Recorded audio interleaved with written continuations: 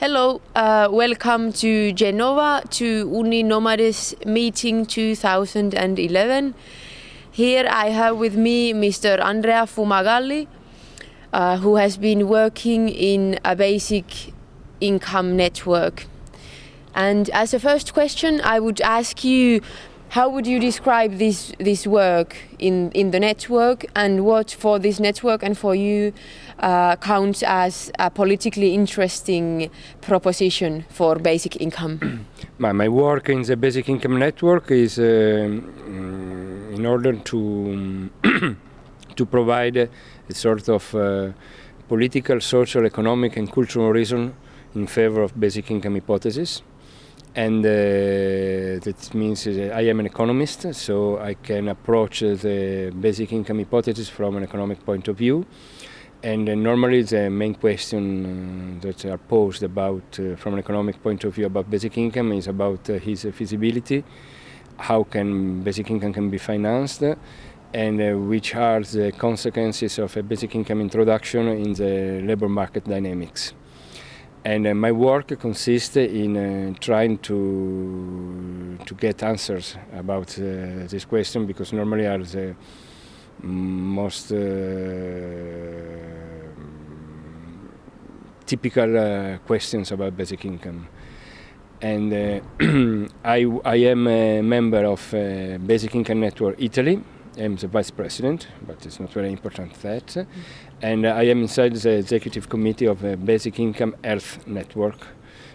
And at international level, there was an international conference in São Paulo in 2010, where all the different political visions of basic income are collected and discussed. Of course, about the basic income themes, about the definition of basic income hypothesis, there are a lot of different points of view. Here in Italy, the situation is a little bit simpler, because the idea to promote a network about basic income was a promotion deriving from social movement, not at academic level. That is something different from BN, in which academic research on the themes all around in Europe, in the North Europe, in Latin America, in North America, is much more diffuse. While here in Italy, we have to face a negative situation about that, because at academic level in the university, normally this kind of proposition is not at all considered. And the declination of basic income here has to do, in Italy, has to do especially with condition and the worsening of labor market condition, and about the insurgency of precariat.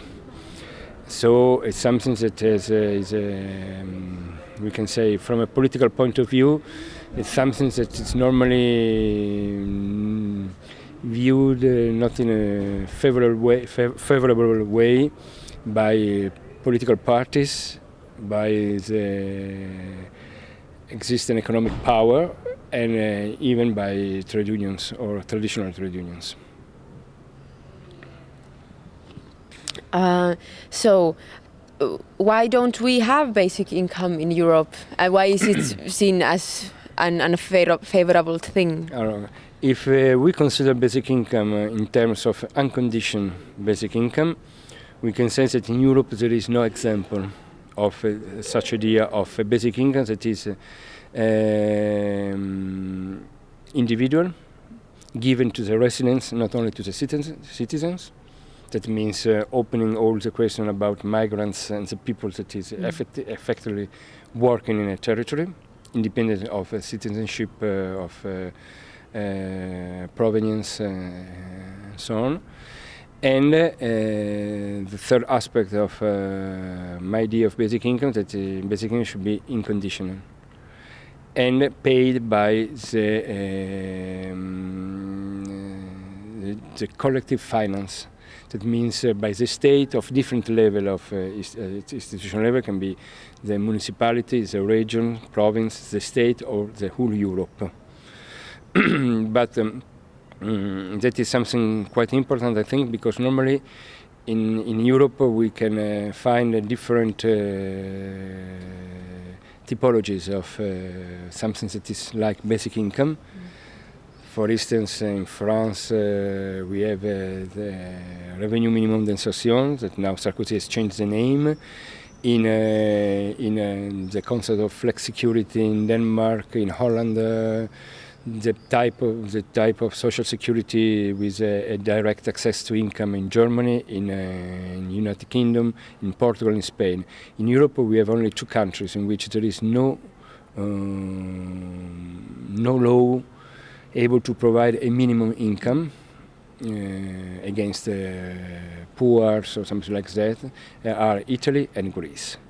And Hungary is in the middle, we can say.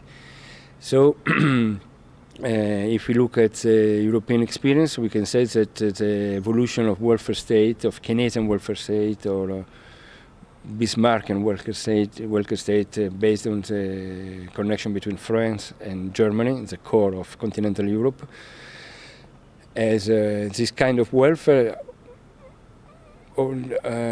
already provide a sort of a minimum income, but it normally is conditioned.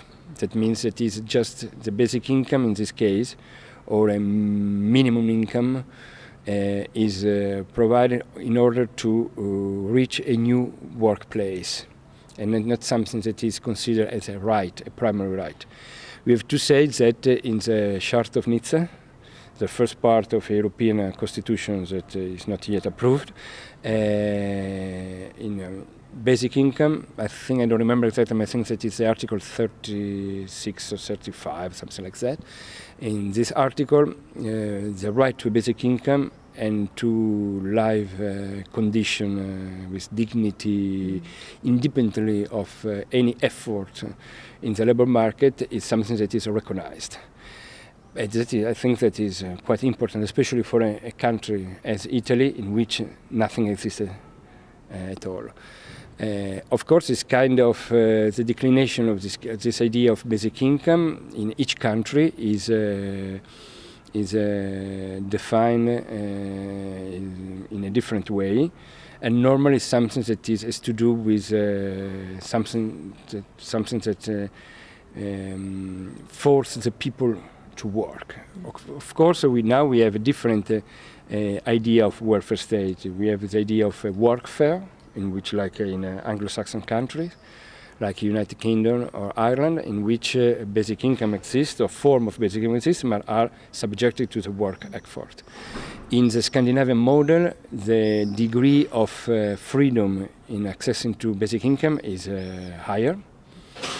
In the continental welfare state, in Bismarckian model, the link between basic income and labor market is very linked. And in the south of Europe, we have a sort of welfare state that is difficult to define, but we can just, in order to give an idea, is a sort of familiar welfare state. It means in which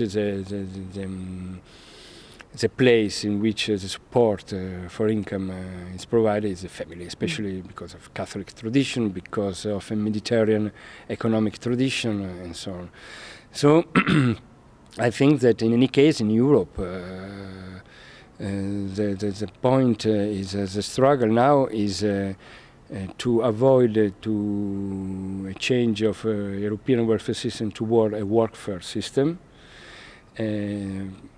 From another point of view, the Beveragian Keynesian public welfare state coming out from the Second World War nowadays is not more appropriated to the labor market changes, because it's based on the typical figure of employee with stable, subordinated, but with stability of work, with regulation against to be laid off or fired and so on.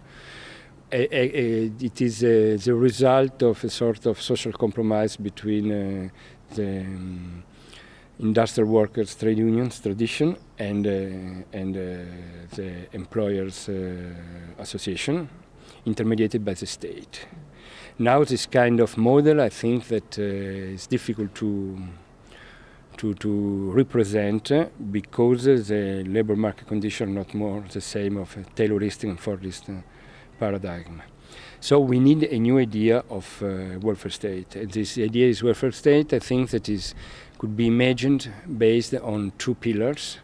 The first one is a right to a basic income that is completely independent by work effort or labor market condition, like a sort of primary right, a human being right. And the second pillar is a restructuring process of the public services towards the idea of common services. Because all the necessity to go behind the dichotomy between public property and private property nowadays in a cognitive capitalism paradigm in which knowledge, relationships, sociality are represented as a new forms of labor activity. Knowledge, sociality, relationships and so on are something that cannot be defined in juridical terms as completely private or completely public. Because knowledge, of course, comes from individuals. But knowledge nowadays becomes productive in a capitalistic idea, able to produce value, only when it's shared. And the process of generation and diffusion of knowledge is something that cannot become something that can be expropriated by the state, because it's not possible that the state enter in your soul, in your brain to expropriate your competences, your skills, your knowledge. It's something that remains individual, but is valorized only when at the social level. That means that we need a new form of regulation, of juridical regulation. That is all the question of the right to commons, of the institution of commons. That's the basis of capitalistic valorization nowadays, and this valorization is able to produce private expropriation of a social cooperation. That is a role played by intellectual property right, for instance, about knowledge as an example of common good, but it is something to do with the life in a very rough way. Of course, and there is natural commons like water, air, eco-compatibilities, and so on. That is something that cannot be considered something as a property of an individual, and in which the capacity of the state here can play a role in monitoring and controlling how the natural common goods are used.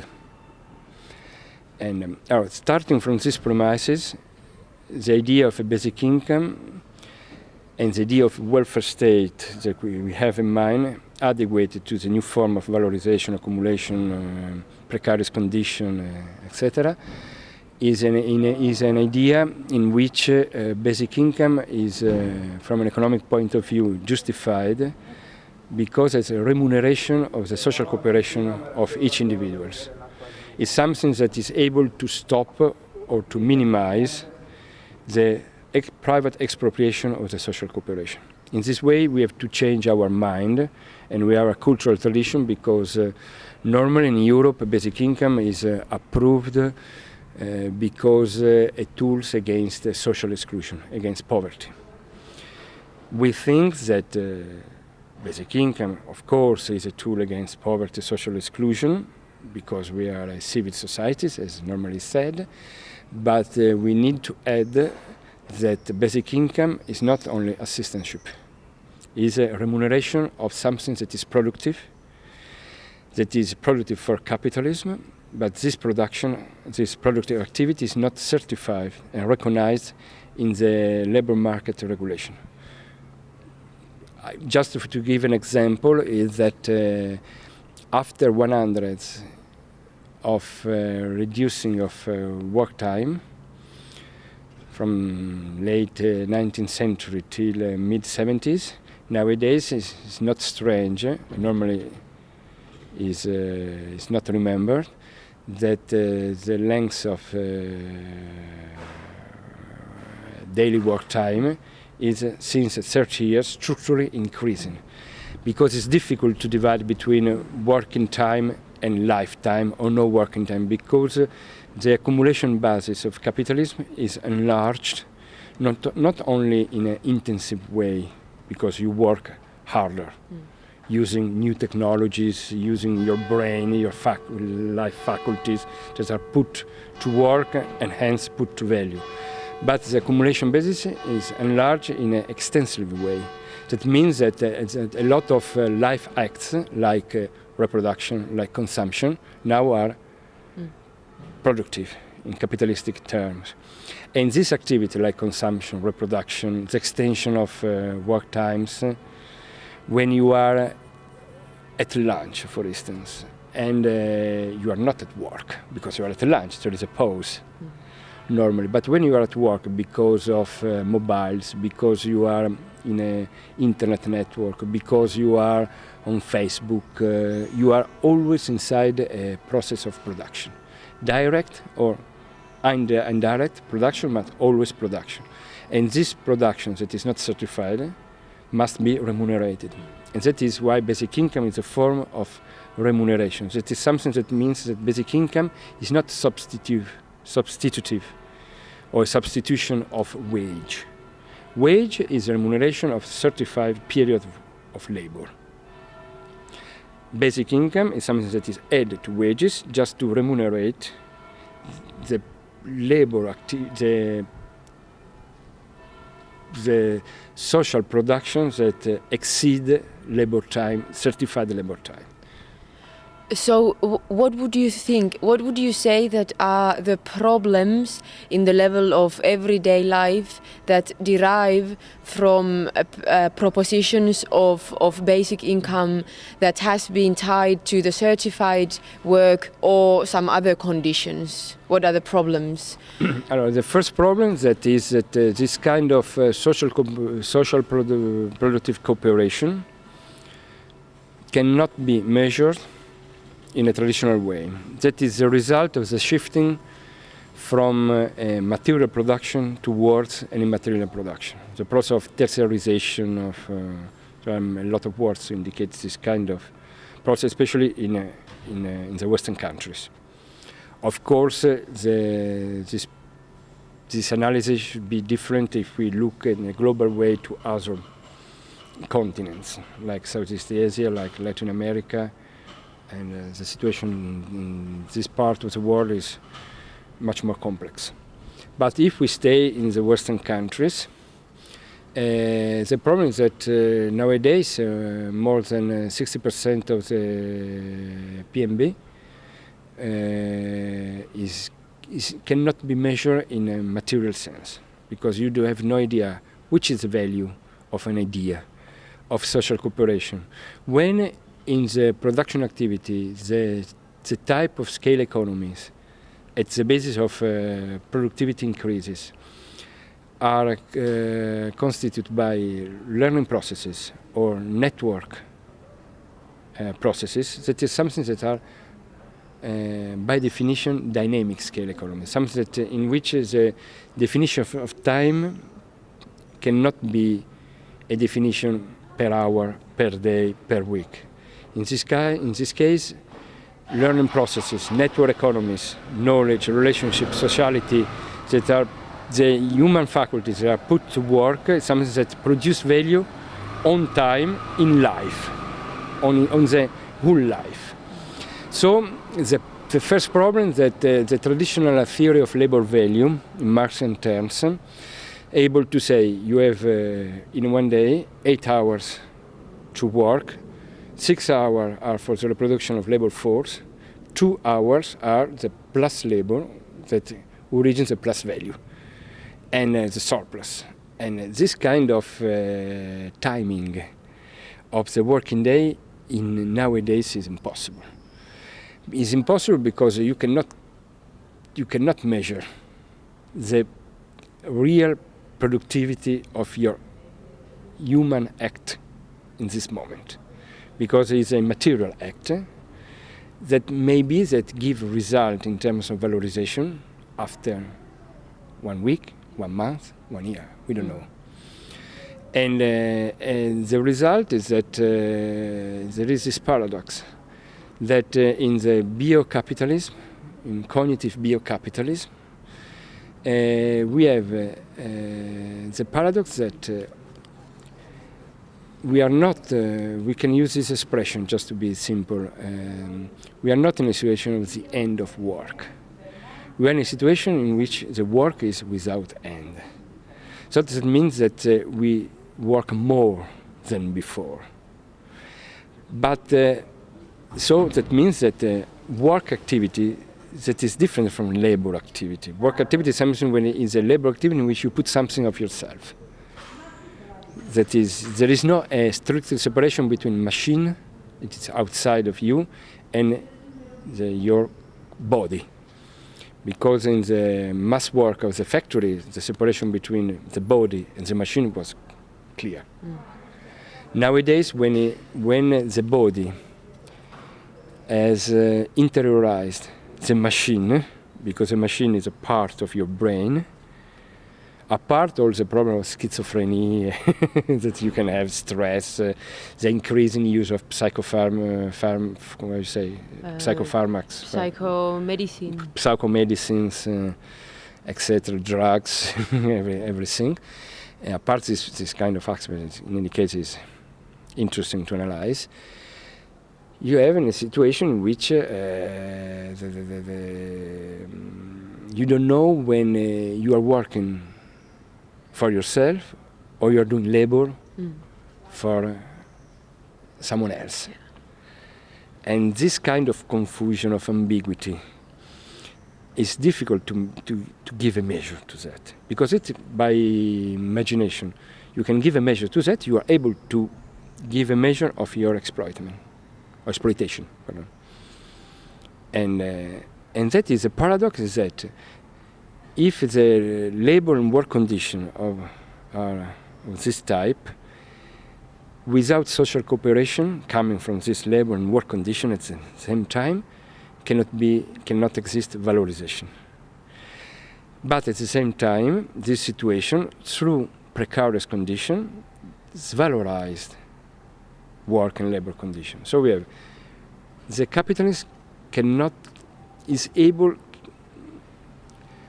to apparently to become autonomous of labor because capital organization is outside labor. And his strength lies on the fact that he's able to capture, to subsume, to expropriate the labor. But the labor is separate by capital. Because when you work with your brain, you work with yourself, you are independent. If you have a consciousness, if you have an idea of that.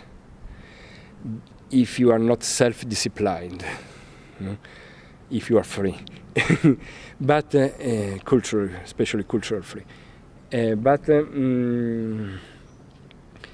This kind of potential autonomy of labor is put under pressure by precarious conditions, with the consequence, with the result that labor and work is totally desvalorized. That is a paradox, because social cooperation, human cooperation, that is labor and work has to do with human, not with machine, is the basis of accumulation, but this time is totally desvalorized. The critical point, the contradiction, exactly one of the contradictions, among others, is exactly this point. Basic income, from this point of view, can be the key to intervene in this contradiction.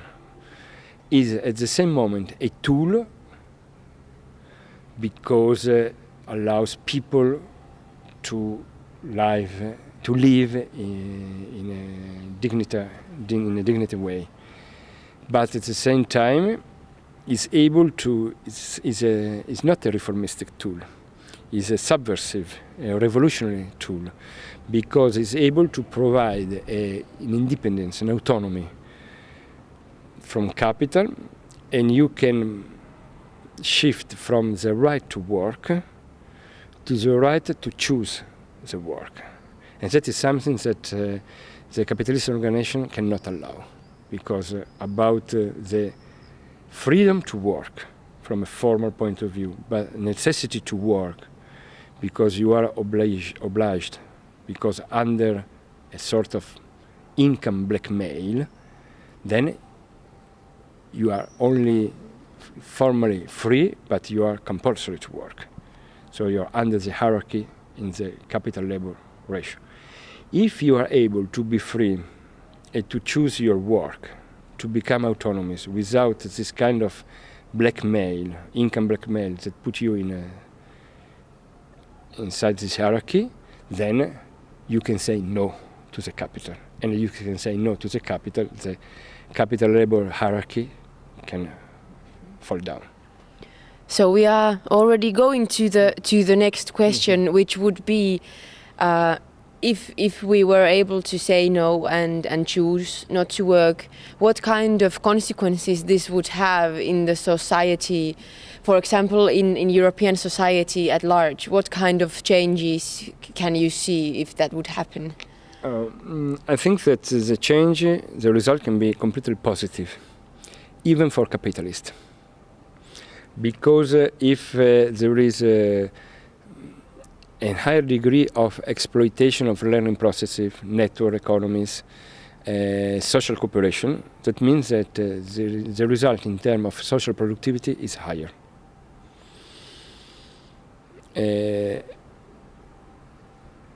The enterprises have to pay a sort of cost in terms of productivity gains and in terms of profit as consequence. That is the cost to maintain labor force under precarious condition. Because precarious condition is something that do not permit to exploit at the maximum level the social cooperation. Because learning processes is something that implies stability in the learning processes, by definition. Because if I have a contract that every 3 months stopped and I have to restart again, then it's difficult for me to accumulate the learning processes that can improve productivity gains. And that is something that is against the profitability of firms. But it's a cost that the enterprise prefer to pay in order to keep under pressure, under command labor. If this situation change because of a basic income, of course the perspectives are different. From one side we have a society that is more free. And freedom is something that is productive, it's a social productive. The problem is in terms of income distribution, because the capacity to subsume, to expropriate, to capture social cooperation for an economic oligarchy is falling down. That means that at political level,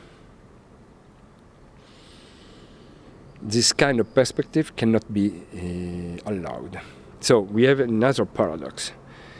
One of the ways to exit from the global financial crisis of the last 2 years, one, not the only one of the many, of the few, is just to give a basic income. That means a better exploitation of learning network economies, an increase in social productivity, an increase of wealth, in order to compensate the destruction of wealth made by financial crisis, and to make a sort of new equilibrium between financialization processes and social production processes, social and material production processes. But this, if we see this situation only from an economic perspective, I think that this could be a new form of social compromise, as it was the furthest compromise between labor and capital. That means the link between productivity gains coming from exploitation of mass worker and increase of wages at the same level of productivity, that means increase in real wages, increase in consumption. So there was a dynamic equilibrium situation. This kind of social compromise now is no more possible. If you think a future social compromise is basic income from one side, social productivity from the other side. But the problem is that if this kind of social compromise can be justified by an economic term, cannot be justified in political terms, because all the social hierarchy risk for the things I told before to fall down. And so here there is a problem of power. There is a problem of democracy and power. So just to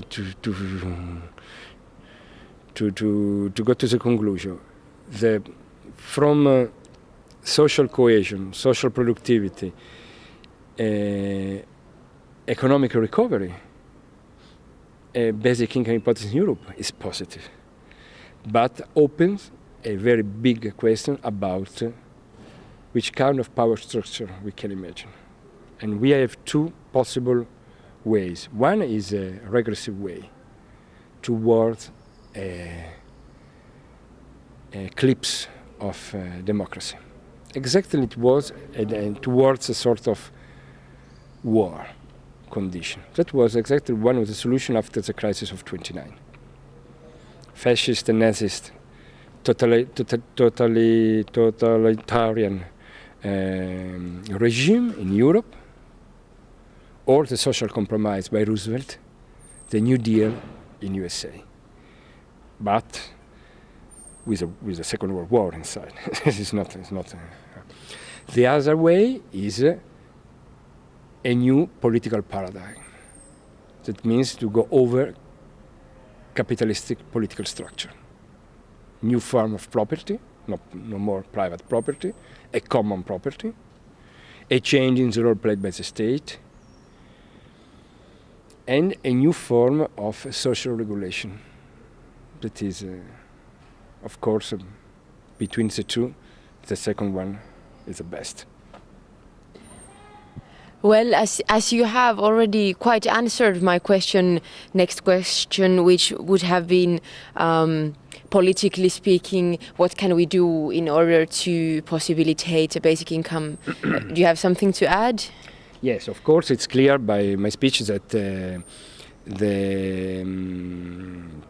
political organization which represents the interest of financial markets, of big companies, big trusts, are against basic income, even if from an economic point of view can be favorable.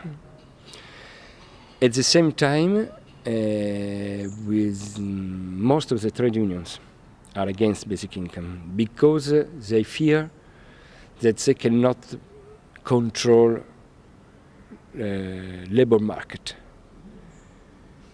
because one of the risks when you enlarge the degree of freedom to choose to the people, the need for an intermediation of a representation in a traditional way is lower. And since trade unions play a sort of governance in terms of representation of labor market condition, of course their role will be diminished and decreased in this condition. So, in fact, the difference between the interests of the bourgeois, of the capitalist interests, and trade unions or center-left parties or flexibility aspect are just to provide a sort of bounded basic income, a limited basic condition to work. This basic income that is organized and provided by the same trade union association in order to prevent from the collapse of the role played by trade unions itself. And I think that this position is quite conservative because it's not adequate. Maybe that in some countries during recovery phases the idea of flexibility, of flexicurity, like Denmark example, like Scandinavian, the same Finnish, I remember a book by Castells and by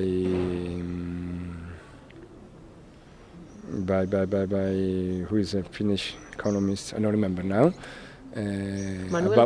Manuel Castel and another Finnish guy that I don't remember the name because it's a Finnish name, it's very difficult to remember. And it is about the new welfare state in Finland. Links to all the topics of flexicurity. Now I think that after the crisis we need to change the two terms, flexibility and social security. Because if flexibility means the right to choose, that is a positive flexibility, and in order to avoid that flexibility turn on precarity, we need to say secure flexibility before social security. Then we can discuss labor condition. Because when I am no more under the pressure of precarity, the blackmail of income 1 month yes, 1 month no, I'm not free to choose. If I am really actually free to choose, then we'll see. We in Italian we say, before give us the money, then we'll discuss. Very good. And as a last extra bonus question, I would just raise this question that so often comes up. What for you is the idea of communism? The communism nowadays is a place, is a state. It's a state of the spirit in which the different individualities, subjectivities, are not transformed in individualismus, in which each subjectivity, each differences, is free to express itself. And I am sure that if each human being is able to express his subjectivity according to his experiences, his talents, his capacity, his territorial condition, family experiences, I think that this will lead to not to a chaos that normally is called anarchy, but I am in favor of anarchy because anarchy is a form of order, it's not a form of chaos. And to live a sort of social cooperative order. That is difficult because, of course, the human condition is something that is, how can I say in English, is Unstable. Unstable, is bounded, is plenty of lacks. Something that it felt something in the human condition. It's not poor, it's not perfect. But in any case, to think a social situation in which each one is able to experiment his differences, cultural differences, his heterogeneity, his subjectivity, his individuality, then egoism, corporativism, individualismus, that is my idea of communism. Thank you very much. You're welcome.